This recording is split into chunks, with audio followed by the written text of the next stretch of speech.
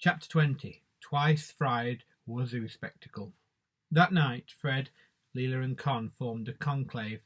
They sat in a tight circle around the fire, their heads close together, planning in whispers. Max lay on his back on the stones and decorated himself with the small clover-like plants growing at his feet. Backer sat on Leela's lap, watching with careful eyes.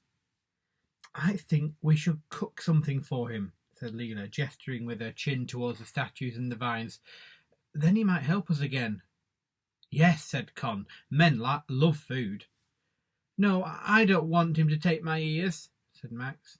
"He was joking, Max," said Leela. "We hope," muttered Con, but for once she said it under her breath. "That sounds great, but we can't really cook," said Fred. "You don't have to have an opinion," said Con haughtily. "If it weren't for you, we wouldn't have to worry about him.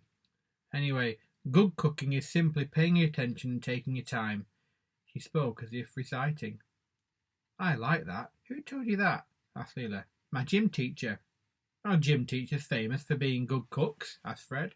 He scratched a mosquito bite and winced as it began to bleed. "No, she was a terrible gym teacher too. She made us walk around the gym pretending to be riding a horse. She said it would be good for our self-confidence." "Was it? What do you think?" Leela grinned. "We still have those berries," she said. "We could roast them for him with some of the leftover bird." They looked at the bird. It had dried out a little in the sun. "It smells very, very leftover," said Con.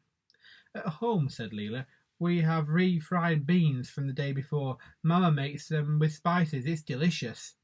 Her smile faded a little at the word Mama. Con looked for a long second at Leela, then briskly got to her feet. "I'll find a stone we can use as a frying pan," she said. "We could call it Twice Fried Bird Spectacular," said Leela. "Twice Fried Wazoo Spectacular," said Con. "That's French. Posh food is always in French." A sudden sound made them stop talking. From the far side of the square, in among the vines, came a roaring.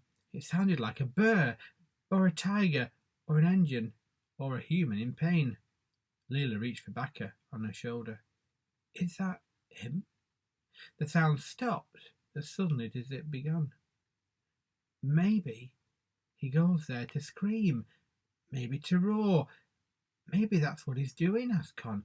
"I'd quite like a room I could scream in." They sat in silence for many minutes, but the noise didn't come again. They returned to the food. The vulture approached. He sat on Max's shoe and watched banefully as they cooked, apparently resenting that they hadn't offered him any.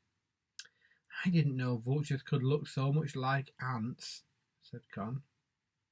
When the explorer finally reappeared, though, he seemed to have forgotten they were there. He looked briefly startled, then nodded at them, as if to commuters sharing a train, and was turning away without a word when Max ran after him, weaving in and out of the young shoots growing up between the stones of the city floor. "Come back," said Max. It was an order, not a request. "We cook you food."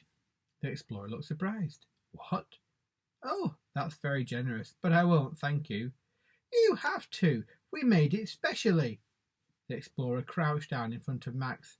"I applaud your decision to move commandingly through the world, but you have vulture poo in your hair, which dents your gravitas." "Please," said Leela. She had moved silently across the square, approaching him as you would a wild animal. Backer looked out through Leela's hair. "Please, just try it." She held out a leaf on which was laid some of the bird and some roasted berries. They tried to make it look as much like a restaurant plate as possible. Due to an accident involving the vulture and Max's elbow, the meat was more covered in ash than any of them had planned, but Fred thought you could still make it out what it was supposed to be. "It's twice fried wazoo," said Max. "It's special." "Well, thank you," said the explorer. He took a bite. Then he gave an exclamation and spat it into a bush. "Good heavens! That tastes like being punched in a graveyard." Oh, sorry," said Leela, her voice very small. "We wanted to do something that you'd like, so we—" "Please don't cut off our ears," said Max. "No, I apologize. It was a kind thought." The explorer touched a ring on his little finger. I had rather forgotten how kind children can be. Then he shook his head so hard that the shock of hair flicked sweat onto the stones. He turned, giving a half bow. You'll forgive me. I must light a fire before dark. He paced to the far side of the square, close to his hammock, and knelt among the branches. It took him less than a minute to get to the flames sparking from the wood. He moved so fast and with so much assurance that it was impossible to follow his hands. He took a fish from his pocket and set it on the three-cornered spit the vulture kept close to his ankles. He sat down and squatted by the fire. Fred watched from a corner of his eye while the others grimly attempted to chew the twice-burnt bird. The explorer sat, his elbows on his knees, staring at nothing. "Do you think he's all right?" Fred whispered. "He looks, I don't know, sad." Con looked over. "He kills snakes with rocks. That sort of person doesn't get sad." As they spoke, the explorer rose and crossed to a pile of coconuts at the foot of a tree. Each had been sliced open at the top and then had the lid replaced. The explorer drank deeply from one, threw away the shell, and picked up another. After his third, he turned suddenly to the children. "Do you drink?"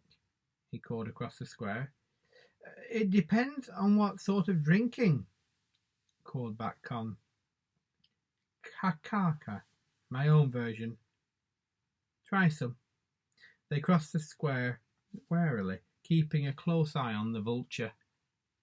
Leela slipped back down the front of her sweater and laid a protective hand on his head and on the other on Max's shoulder.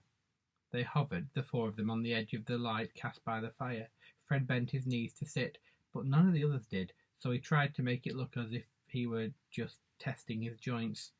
"Sit down, boy," said the explorer. "All of you. Do you not know what God gave you bottoms for? Here, drink this."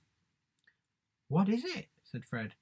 "Sugar cane, coconut milk, and some other things, herbs." "What kind of herbs?" asked Leela. "Have you ever drunk anything that tastes like it will either kill you or make you immortal?" "That's it. That's this." Fred took a mouthful, then doubled over, coughing.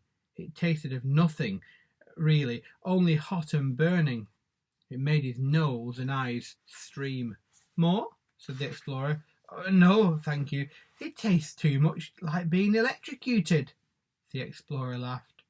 The laugh had thorns in it. "You'd like it better when you're older." Con sniffed the liquid. "Is it alcohol?" The explorer shrugged. "Technically, yes, but not the way you're thinking. It doesn't taste like wine or have the same effect." Con shook her head.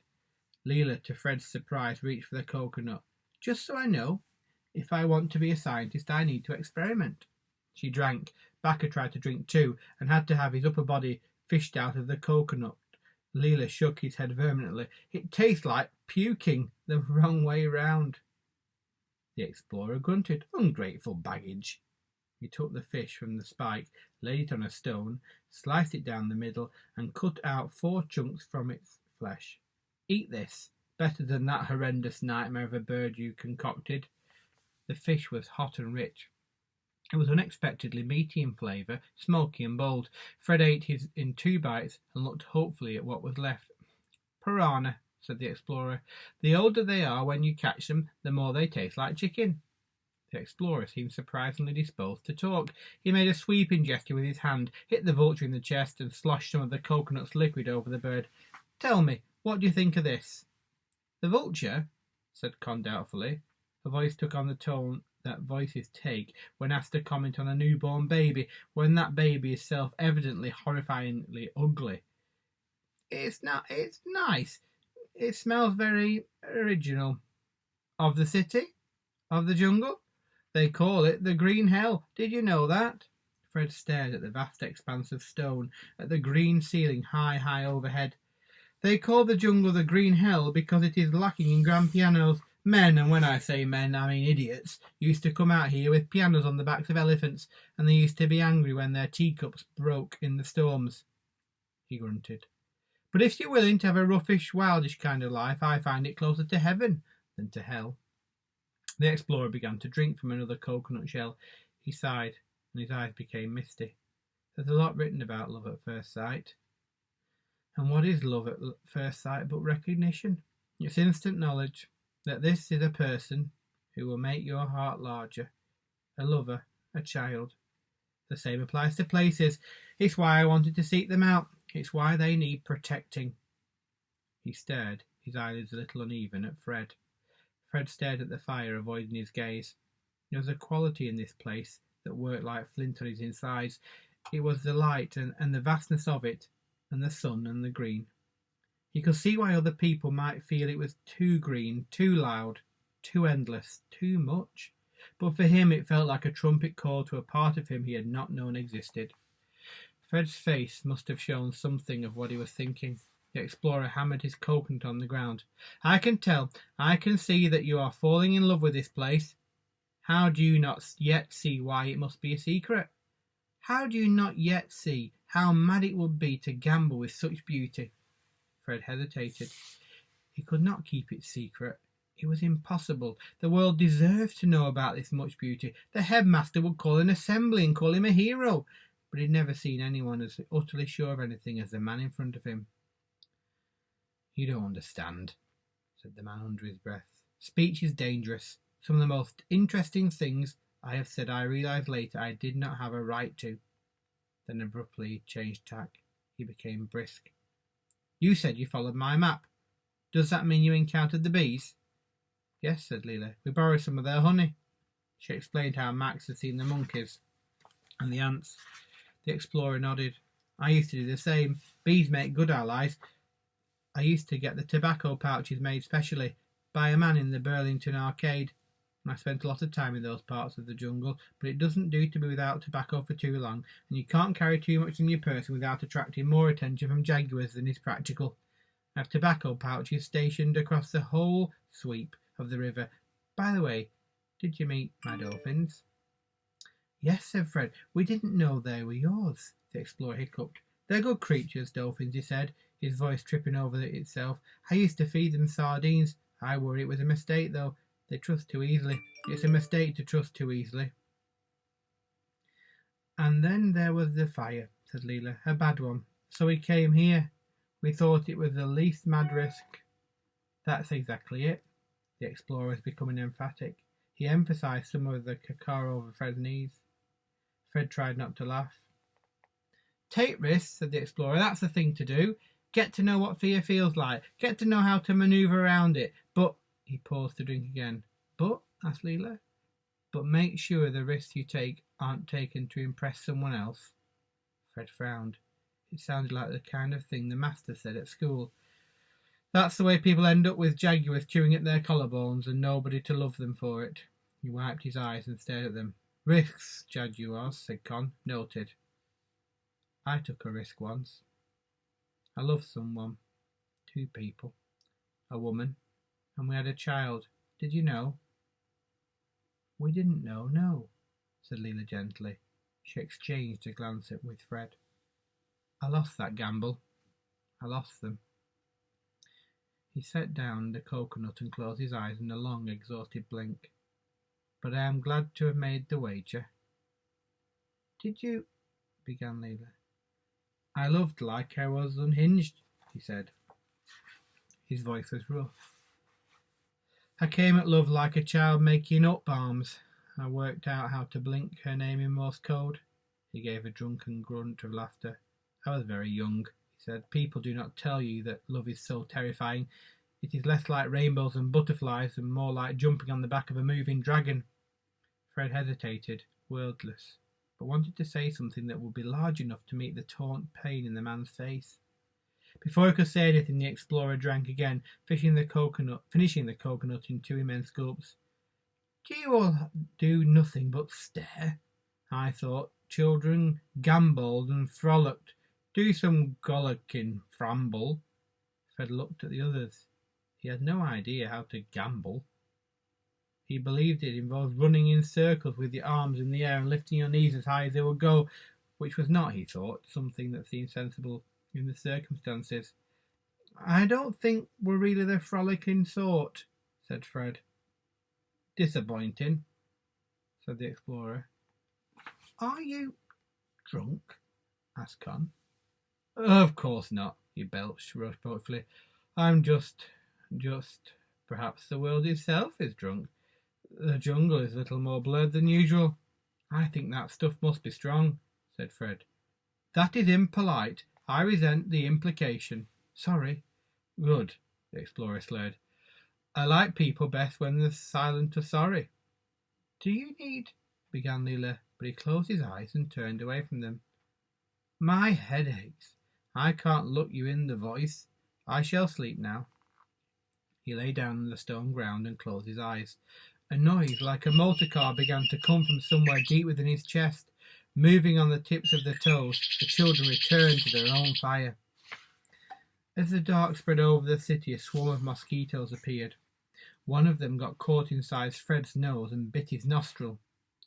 Is there a way to get rid of the mosquitoes? Said Con. I think smoking keeps them away, said Leela. Some of the men my parents work with do it. I heard that smoking makes you less hungry, said Con. We could try, said Fred, scratching his nose. He rolled up leaves and Leela filled them with shredded grass and lichen, and Con lit them. Is this like real smoking? Gasped Leela. Hot, acrid smoke billowed into Fred's eyes. I've never tried. Does smoking taste a bit like a garden dyed in your face? He said. I think so, said Con, from the smell. And I suppose yes, said Fred.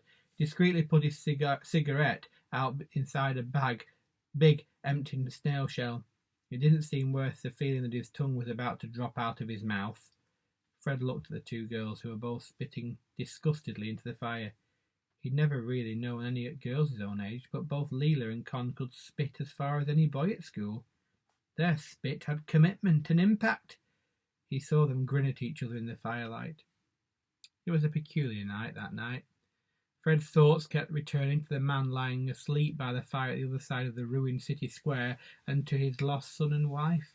The explorer was so alone, living with only the green and the birds and the endless jungle. But, Fred thought, it wasn't as if he was so much less alone himself. The thought made him shiver. He felt something touch his ankle. He jerked away, thinking of tarantulas, but it was a hand. Con's hand, gripping his ankle in a sleep. He hesitated. Then he reached down and pressed his thumb on hers. He hoped the touch said, "We'll be all right. It will be all right."